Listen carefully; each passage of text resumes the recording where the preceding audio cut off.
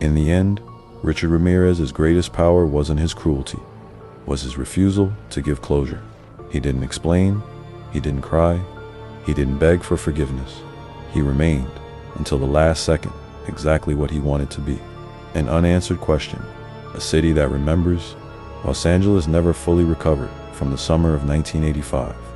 The Night Stalker didn't just scar victims, he stained neighborhoods, broke families, and shifted the psychology of an entire metropolis. His name became shorthand for terror, his crimes a template for unimaginable evil. And even decades later, his shadow lingers.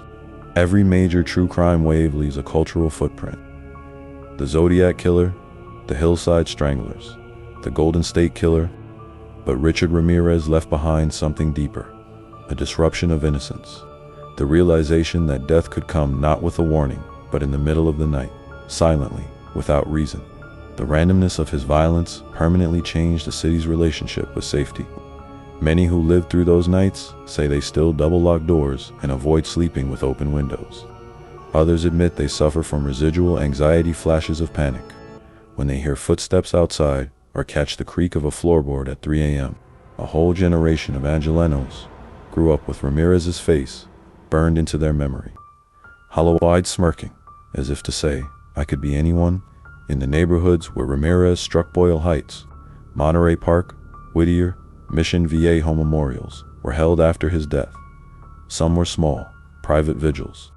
Others were symbolic gestures, candles placed on sidewalks, prayer circles in homes that had been silent for decades.